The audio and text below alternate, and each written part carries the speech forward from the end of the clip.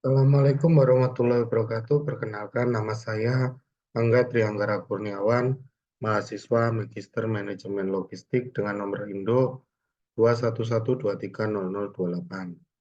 Di sini saya akan membahas terkait cara penggunaan Smart PLS dalam menangani suatu permasalahan. Dalam hal ini, kita akan membahas terkait permasalahan dengan judul pengaruh harga barang, quality service, harapan pelanggan terhadap kepuasan pelanggan serta implikasinya pada kinerja perusahaan Queen dengan transformasi digital sebagai variabel modernisasi. Pada tugas kali ini, eh, untuk tugas metodologi penelitian ini, ya diampu oleh dosen pengampunya adalah tim teaching dari Universitas Logistik Bisnis Internasional.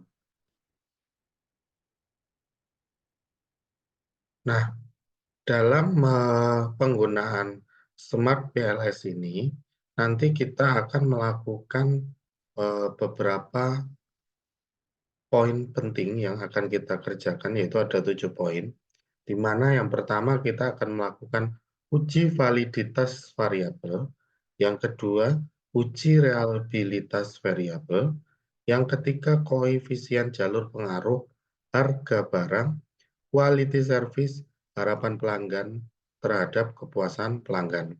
Yang keempat R square atau koefisien determinasi dari pengaruh harga barang, quality service, harapan pelanggan terhadap kepuasan pelanggan.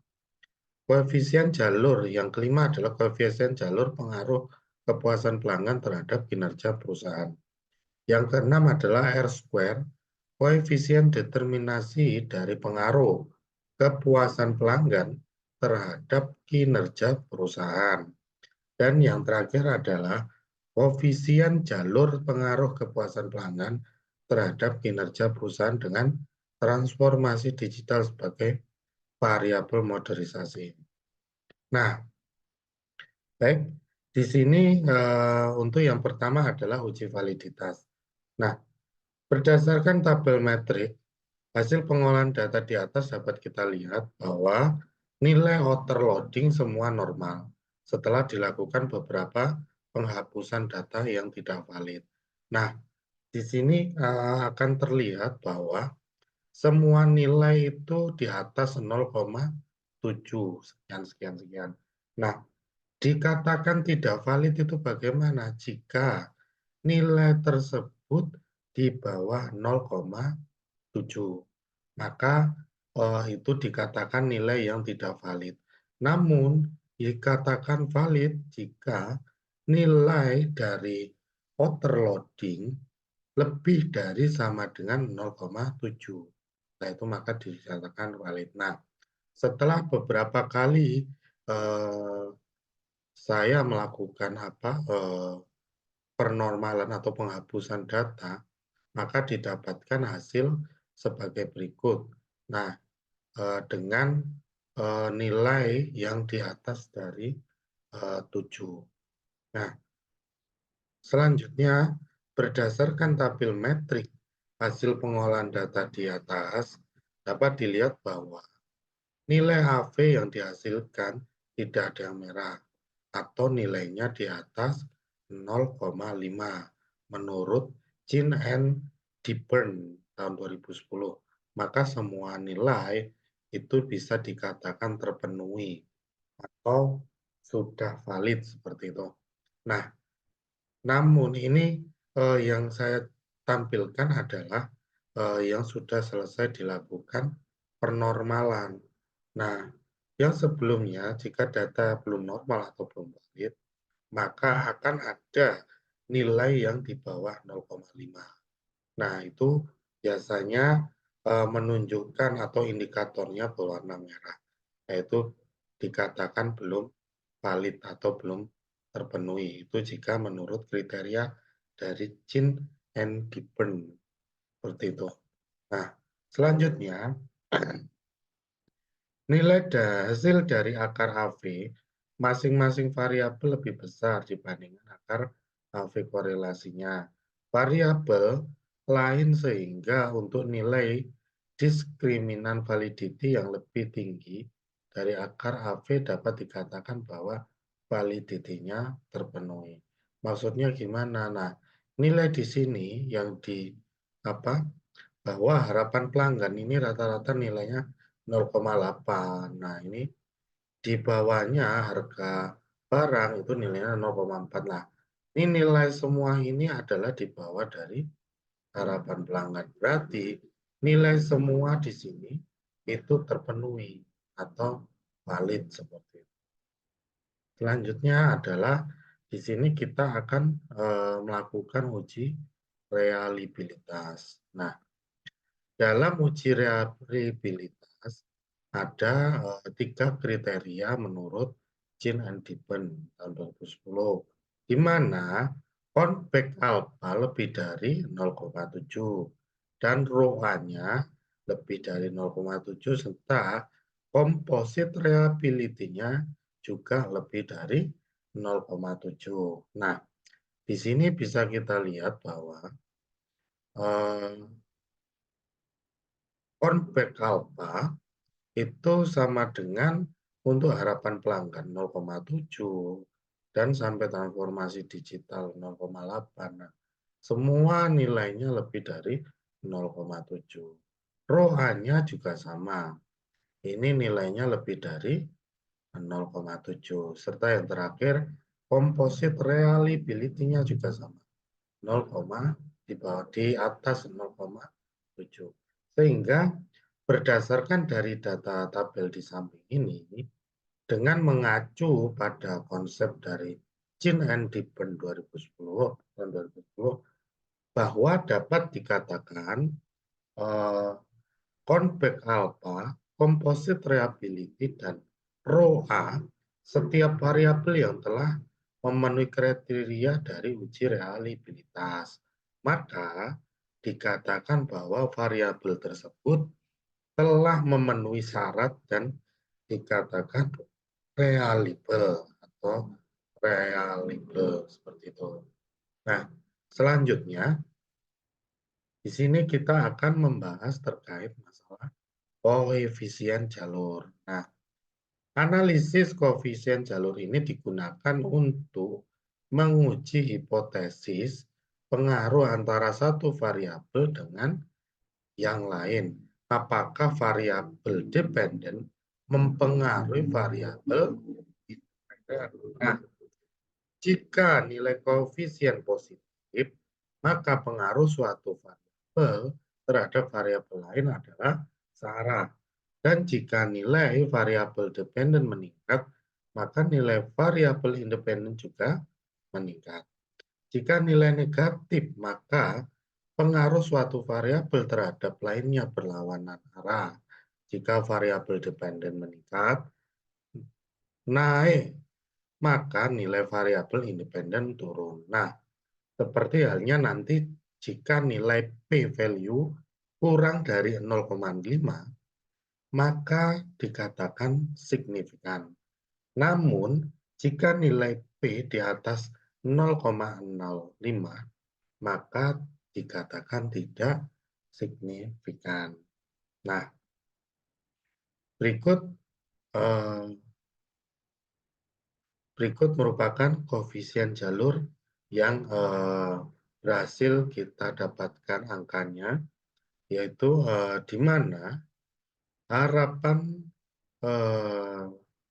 di sini adalah harapan pelanggan terhadap kepuasan pelanggan. Nah, di sini nilainya adalah 0,07. Nah, berarti bisa dikatakan bahwa nilai P di sini lebih dari 0,05. Maka dapat dikatakan tidak signifikan.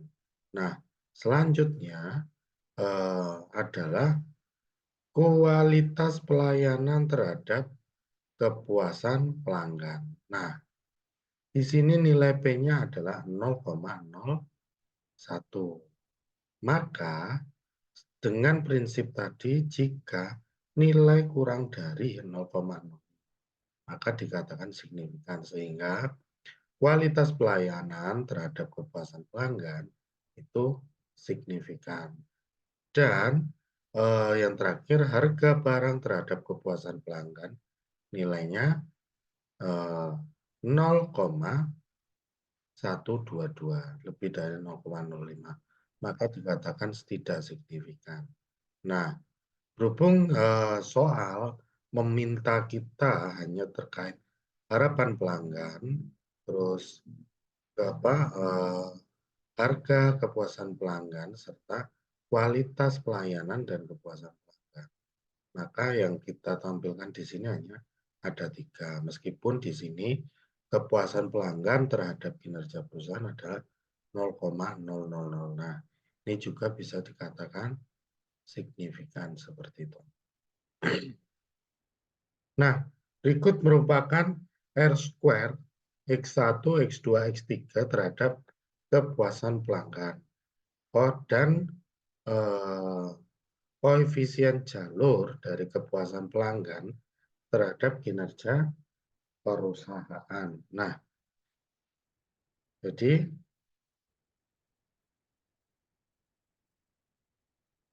jadi dalam hal ini kita harus mengerti atau mengingat lagi kriteria untuk R-square di mana jika nilai R-square itu 0,5 maka bisa dikatakan lemah atau kecil.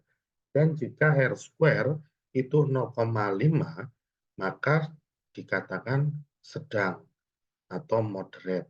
Dan jika R-square itu nilainya 0,75 maka dikatakan substansial, besar atau kuat.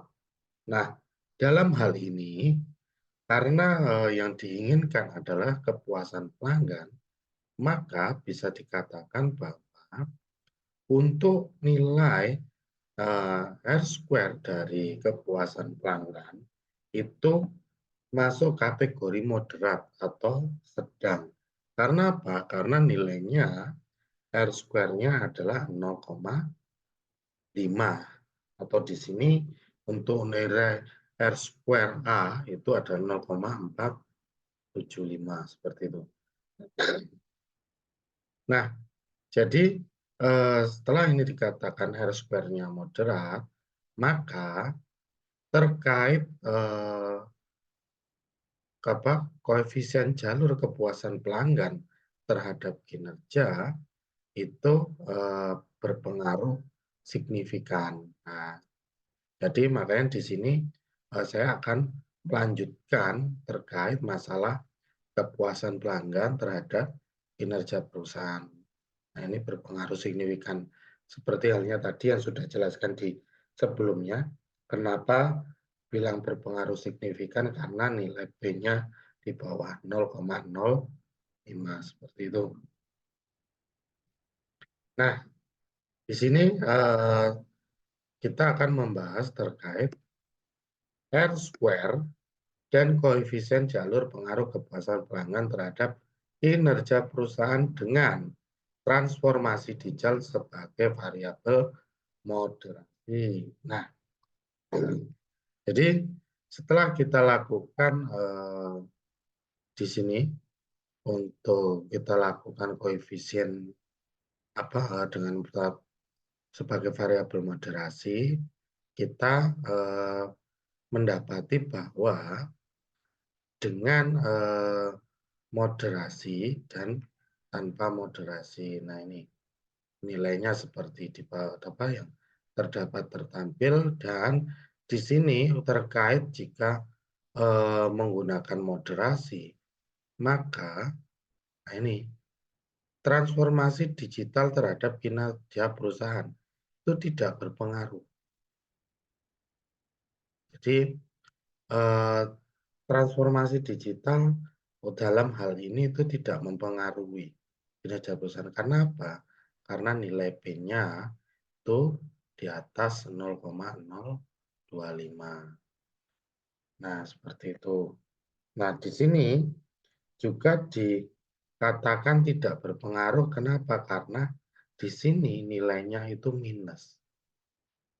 Jadi jika posisinya nilai di sini minus, original sampel, maka dikatakan tidak berpengaruh.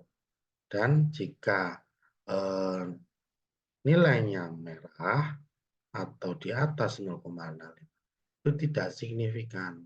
Jadi ini transformasi digital itu tidak berpengaruh dan tidak signifikan. Nah, ini setelah menggunakan moderating effect terhadap kinerja perusahaan itu juga sama. Jadi kalau pakai moderating effect berpengaruh. Kenapa? Karena nilainya positif, tapi tidak signifikan karena nilai B-nya lebih dari 0,05. Maka di sini yang berpengaruh dan signifikan adalah kepuasan pelanggan terhadap kinerja perusahaan, kualitas pelayanan terhadap kepuasan pelanggan. Nah, berhubung di sini adalah permintaannya kepuasan pelanggan terhadap kinerja perusahaan, maka dapat kita katakan bahwa kepuasan pelanggan itu sangat-sangat berpengaruh signifikan terhadap kinerja perusahaan. Nah, demikian yang dapat saya sampaikan terkait dalam penggunaan atau pembacaan eh, data atau menganalisis suatu permasalahan dengan menggunakan Smart PLS. Nah, apabila ada salah kata ataupun ucapan, saya mohon maaf yang sebesar-besarnya. Saya akhiri. Wassalamualaikum warahmatullahi wabarakatuh.